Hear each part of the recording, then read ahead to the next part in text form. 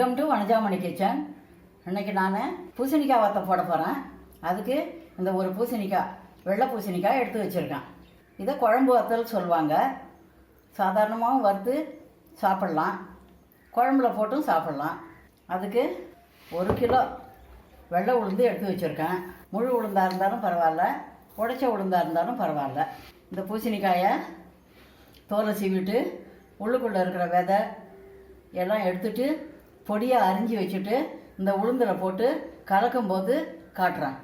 நம்ம பூசணிக்காயை உளுந்தில் போட்டு ஊற வச்சுட்டு அரைக்கும்போது நல்லா அரைச்ச பிறகு இது போல் 30 மிளகா அரைச்சி வச்சுருக்கேன்.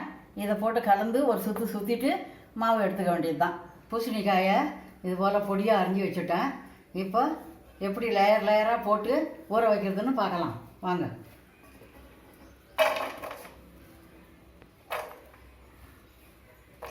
இப்படி போட்டு தான் ஊற வைக்கணும். லேயராக போட்டுட்டு ஊற வைக்கணும். 12 மணி நேரம் ஊறணும். இப்போ காய் போட்டோன்னா இப்போ கொஞ்சம் உளுந்து போடணும். இது போல் போட்டு பெசரி வச்சு ஊற வைக்கணும். ஒரே வழியாக கொட்டினாலும் ஒரே வழியாக பெசற முடியாது, ஊற வைக்க முடியாது. அதனால் இது போல் லேயராக போட்டால் தான் நம்ம பெசரி வைக்கிறதுக்கு வசதியாக இருக்கும்.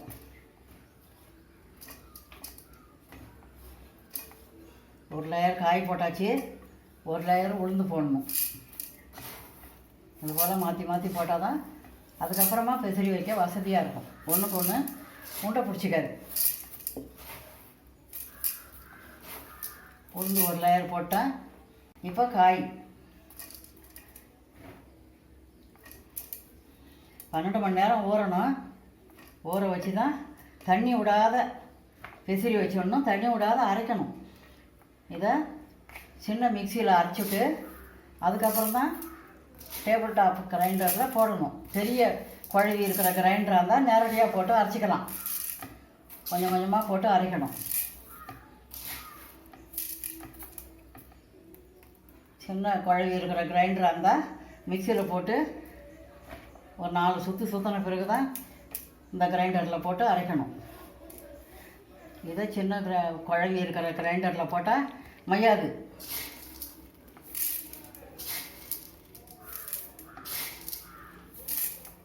இதுபோல் தான் லேயராக போடணும். இப்போ உளுந்து போட்டேன். அடுத்தது காய் போடணும். தண்ணி விடாத அரைக்கணும். அரைக்கும்போது இந்த பூசணிக்காயில் இருக்கிற தண்ணியிலேயே உளுந்து ஊறிடும்.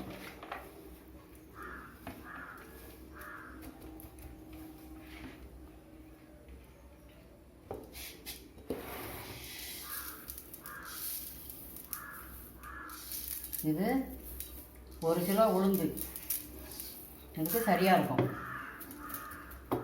இப்போ உளுந்து போட்டாச்சு. அடுத்தது காய் போடணும் மேலோட.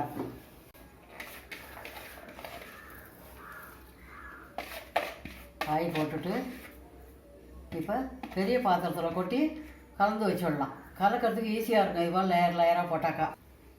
இது ஒரு 5 நிமிஷம் அப்படியே வச்சுட்டு பெரிய பாத்திரத்தில் கொட்டி நல்லா கிளறி வைக்கணும்.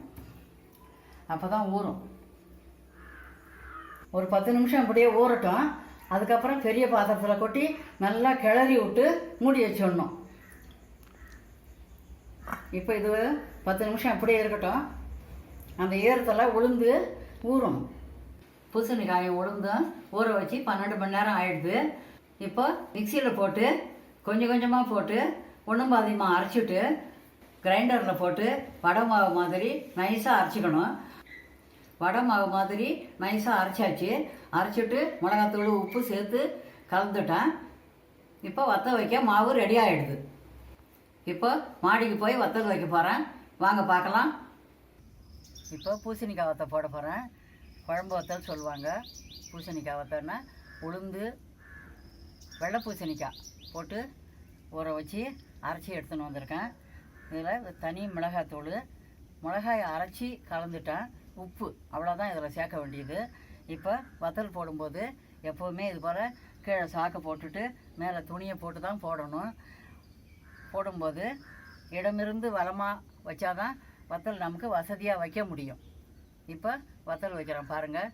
இப்போ இதே போல் எல்லாத்தையும் கிள்ளி கிள்ளி வைக்க வேண்டியது தான். அப்பப்போ தண்ணி தொட்டுக்கின்னு நல்லா அப்படியே உருட்டி விட்டு வத்தல் வைக்கணும். நெருக்கமாக கூட வைக்கலாம், ஏன்னா காய காய சரியாயிடும். காய்கறி இல்லாத நாளில், மழை நாளில் இது போல் வத்தல் போட்டு வச்சுக்கினா குழம்பு வைக்கிறதுக்கு நல்லாயிருக்கும்.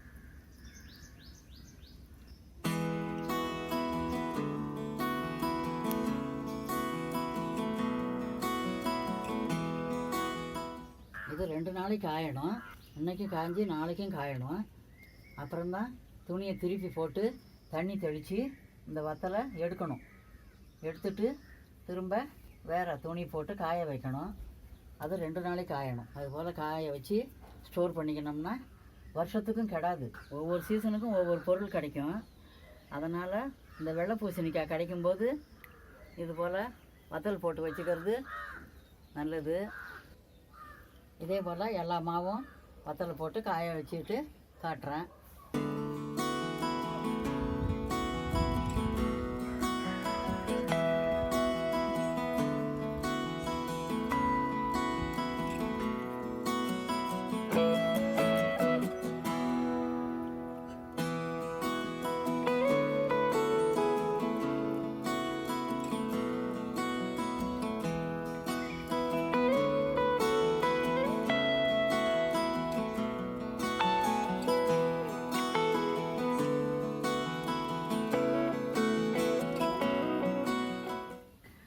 போட்டு முடிச்சாச்சு. 2 நாளைக்கு காயணும்.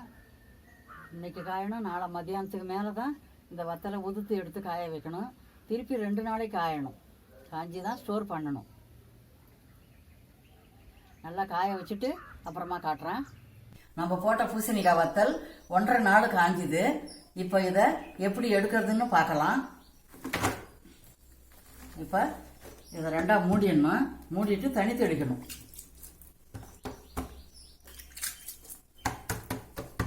தண்ணி தெளித்து எடுத்தால் தான் வத்தல் துணியிலேருந்து பிரிஞ்சு வரும், இல்லைன்னா துணி கிழியும். அதுக்காக தான் தண்ணி தெளிச்சுட்டு எடுக்கணும். தண்ணி தெளிச்சாச்சு, துணி ஊறிடுது. இப்போ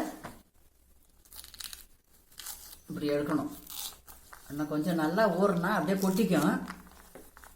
கொஞ்சம் நல்லா ஊறணும். இப்படி அடியில் கையை வச்சுக்கிட்டு இப்படி எடுத்தால் வத்தல் வந்துடும்.